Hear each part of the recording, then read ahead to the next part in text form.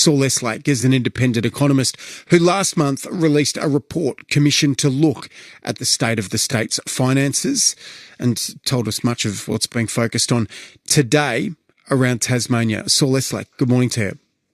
Good morning, Leon. Thank you for having me on your program. Why should my listener this morning be concerned about state debt growing to $8.5 billion in 4 years? Well, one reason he alluded to in his question, that given that by some metrics, in particular the deficits which Tasmania's non-financial public sector as a whole will be running, and by that I mean not just the core government departments and agencies, which are the principal focus of the budget, but also Tasmania's government business enterprises, whose borrowings are guaranteed by the state government. The cash deficits that are going to be run by Tasmania's public sector as a whole will be larger relative to the size of Tasmania's economy than those of any other state or territory. And by 2028, on these projections released yesterday, the net financial liabilities of Tasmania's public sector, and by that I mean not just conventional debt, government bonds and the like, but also the unfunded superannuation liability to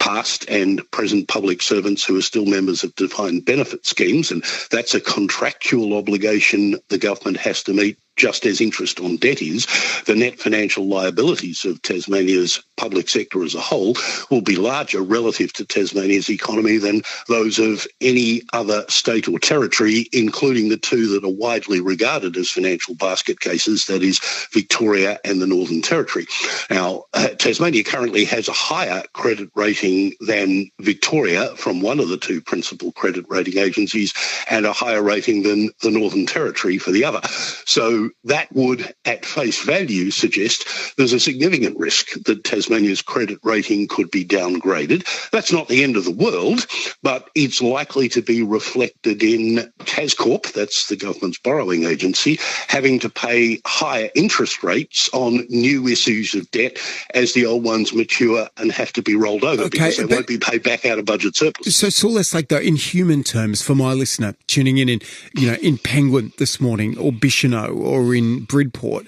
why would that be a problem in a way that affects their daily lives? Fair point. One answer to that is that on the forecasts released yesterday, in the 2027-28 financial year,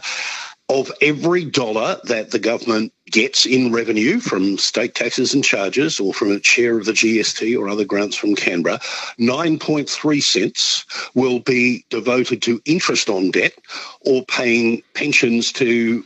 former members of defined benefit pension schemes that have never been funded.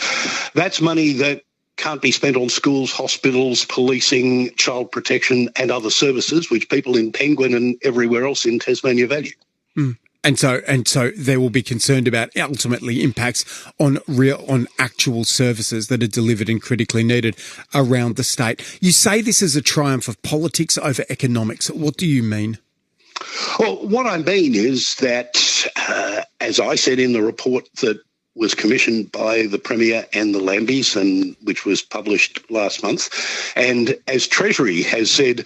on 4 occasions now, since 2016, in 2019, in 2021, in their fiscal sustainability reports, and again in the pre-election financial outlook report published during the election campaign at the end of February, Treasury has said, and I have said, that Tasmania's finances are heading in an ultimately unsustainable direction, that the longer corrective action is put off, the harder it will ultimately be. And those warnings have been ignored in the past, and they've been ignored now. And the question I ask is that if the government isn't prepared to do something to put Tasmania's finances on a more sustainable footing, when, as we were told almost on a daily basis, between 2017 and 2022, Tasmania was doing better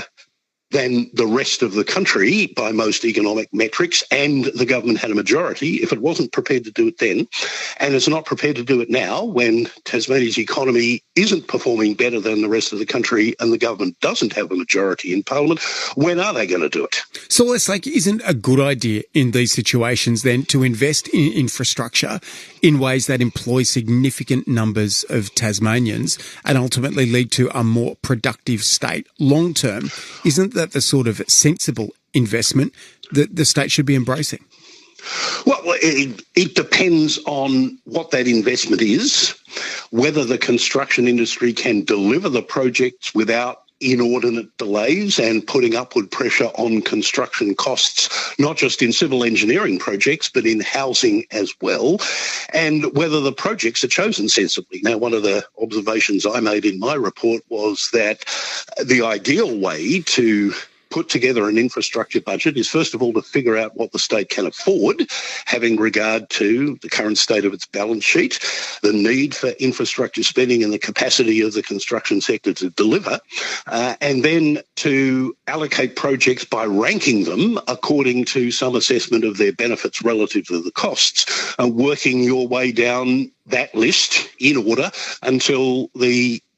budget that you've determined has all been allocated. But that isn't what's happened. The impression I gained from talking to people and reading what I was able to read during the preparation of my report is that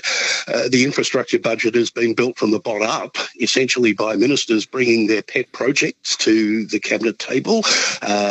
taking into account electoral considerations as much as anything else. Every child has won a prize, so to speak, and the infrastructure budget has been the sum total of what comes out of that process. Now, we know, in fact, that every year in the last decade, what the government has said in the budget it's going to spend on infrastructure hasn't been spent in full because, among other things, the local construction industry hasn't been able to meet the needs, or occasionally it's been bad weather or COVID, but consistently the infrastructure budget has been underspent. What we also know in Tasmania, as in other parts of the country, is that the amount that's being spent on infrastructure projects is competing for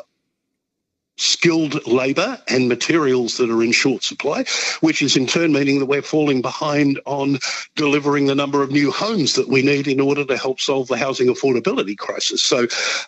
my suggestion was that Tasmania, given the current state of its balance sheet, can't afford to run the biggest public sector infrastructure spending program in the country relative to the size of our economy, and it will ultimately need to be scaled back. Saul Eslake, appreciate you talking with us as ever. Thank you very much for having me.